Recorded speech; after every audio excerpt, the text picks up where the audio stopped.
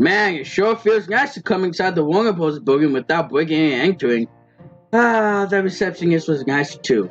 After all, she was the one that helped me come in here in the first place. Whoops, better not mention that. Geez, where is he? I've been waiting here for a long time. Hey, J Diddy. Sorry about being late. My meeting ran longer than I thought. No problem. Speaking of which, where's the other guy?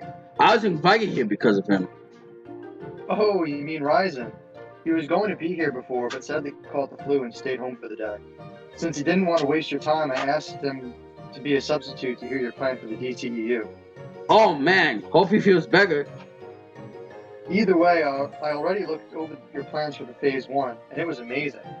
Not only did you give a solid core foundation on how these characters are introduced, you also gave the directors enough leeway to have creative control over these movies.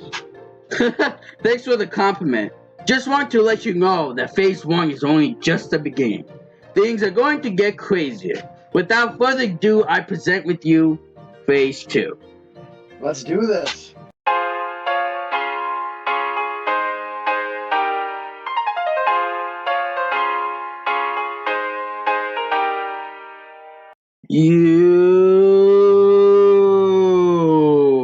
What's good, guys? It's your boy J Diggy back again with another DCEU Remake video.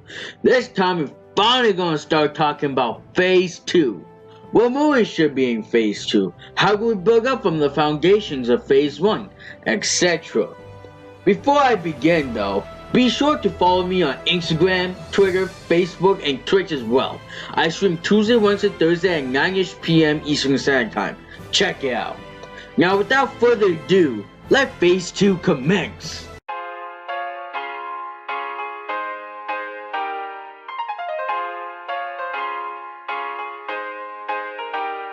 Now, a lot of people don't know too much about Martian Manhunter, besides looking at the animated Justice League TV show and the Supergirl TV show, along with a few animated DC movies. So this will be a great way to give Martian Manhunter some justice in terms of character, especially since he's fresh off the boat.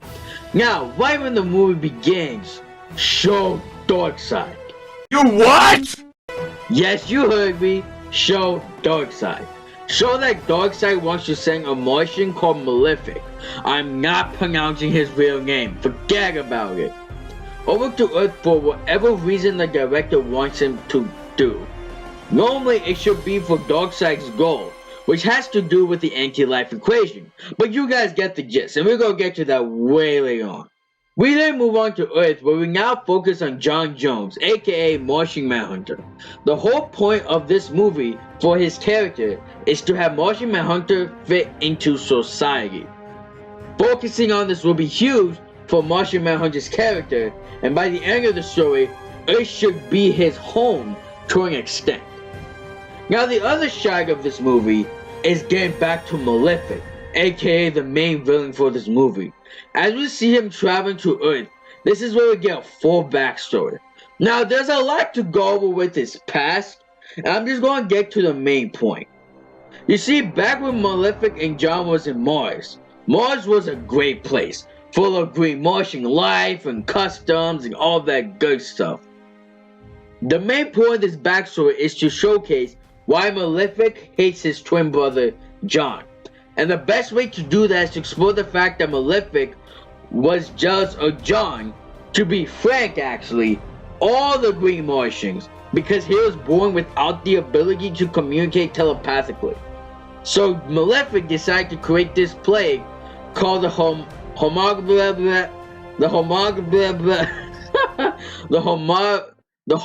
Curse, whatever how you pronounce that. Where if any Martian use their telepathic abilities while they have the plague, they will combust and die. It's hilarious though, because since Malefic eventually unlocks telepathic abilities, that means he's also affected by this curse. Either way, due to the curse, it almost killed every green Martian in Mars. Now one thing the director can do to improve the hate relationship with his brother is to have Malefic be banished from Mars due to the plague he caused, and it was all his brother John's fault. Now Malefic makes it to Earth, and he eventually finds Martian Manhunter. They have a crazy fight, When Martian Manhunter loses due to mixed feelings about his brother, then they have some kind of crazy plan the Maleficent can do. They have Martian Manhunter stop him, and bada bing boom, there we go. We got a Martian Manhunter movie. Martian Manhunter, in short, should be released winter 2023. It develops Martian Manhunter and how he adapts to life on Earth. Establish and develop Malefic as a villain, particularly hit that backstory that I mentioned earlier. Have an intense fight between Martian Manhunter and Malefic. And the secret ending should be that Malefic gets sent into space, and Sinestro runs into Malefic.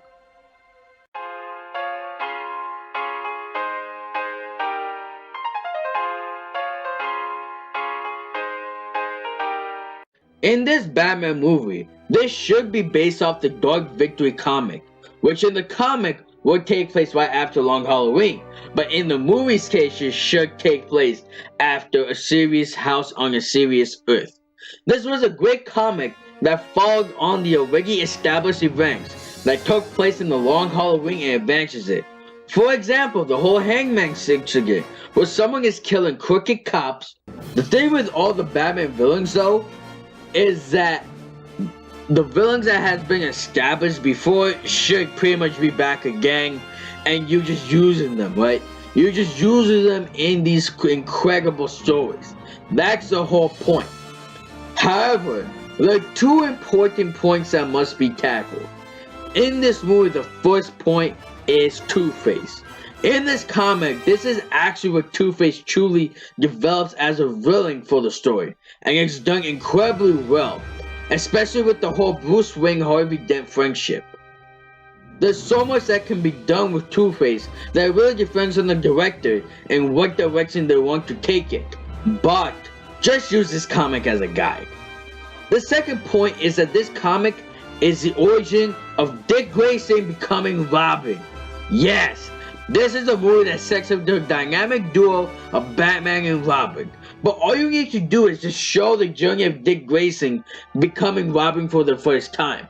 But don't go into detail on how he does as Robin yet. Batman Dark Victory, in short, should be released spring 2023. It develops Batman, improves all of Batman's established villains in the previous movies, dives deep into the Hangman mystery, develops Two-Face and builds the foundation for him to becoming a great villain, establish Dick Grayson becoming Robin, and in the secret ending show Batman and Robin standing tall to stop crime.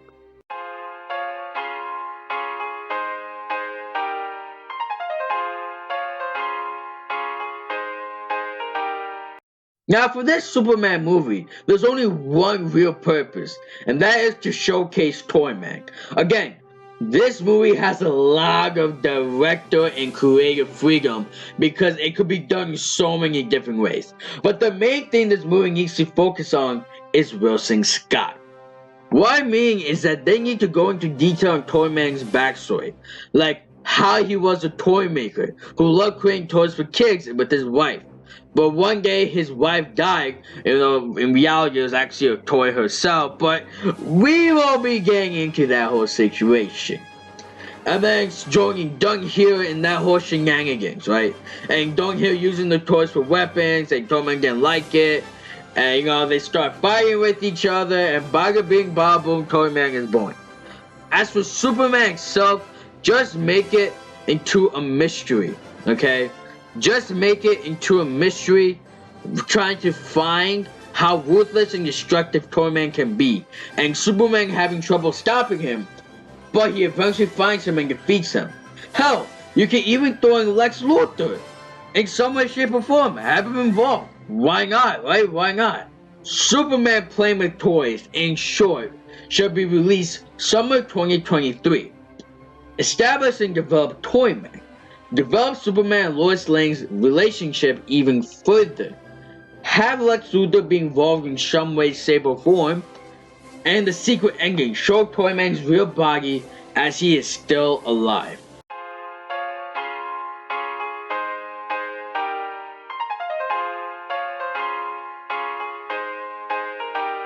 Now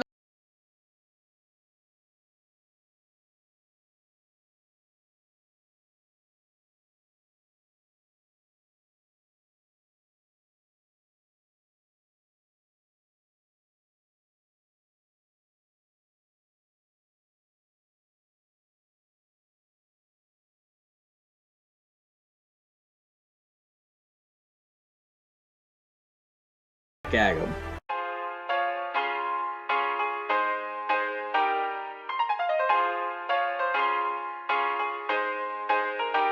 Okay, so for the future of the Flash movies, because it's very hard to get into those really great stories, it would only work if a lot of the villains has already been set up, right? Because Flash itself, besides the television show, isn't as well known in iconic terms of villains compared to like Batman and Superman. And when I'm talking about well known, I'm talking about in like the movie genre or in the TV genre. Like there's a difference. So the only way for this to work is that each of these villains that you want to use, you need to create separate movies where they have their own movie and they are developed. So in this case, we are going to be focusing on Captain Cold. Captain Cold is one of the best villains for Flash, and there's so many stories that could be told with him. But the best thing to do right now for him is to establish and develop his character. You can start with Captain Cold trying to do a robbery, but Flash stops him. Events will lead to other events which will get him the cold gun and challenge the Flash again. Honestly, this could all be up to the director in some way, but pretty much this needs to be a very great heist movie with some Flash and Captain Cold pizzazz. Now, as for Captain Cold's character, you can show his backstory with his abusive father, Stark's sister being beaten, and his other family members. You can show how Stark went into the life of crime, show how meticulous and fantastic Stark is as a thief. There's a lot. Now, as for the Flash, for his continuous character build-up, with some of the things that happen with Reverse Flash, just focus on him moving on in life, like getting over his mom's death. And that's really all you really need to do. And again, it really depends on the director and how they want to do things. But at the very end though, you better show the Flash versus Captain Cold, and it should be epic, and it should be awesome. Flash on Ice should be released winter 2024. How fitting. Establish and develop Captain Cold. Develop Flash and his relationship with Iris West. Make this into a great heist movie and add some pizzazz to it with Captain Cold and the Flash. Secret ending to show Captain Cold meeting Heatwave. Next up, we got Wonder Woman. Hold it. What? Don't freak out, but there's something on your shoulder. My shoulder? What? Oh shit, spider! Oh shit, get off! Ah! Calm down and stand still. Okay, but hurry up and... There, it's gone. Oh, J. Diddy.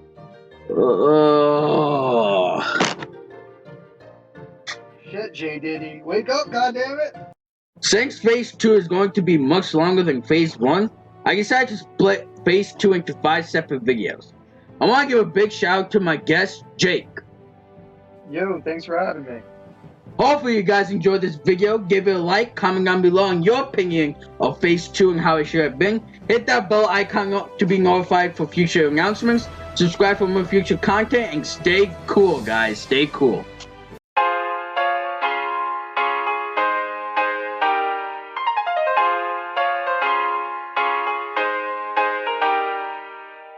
Man, it sure feels nice to... Oh, wait, hold on.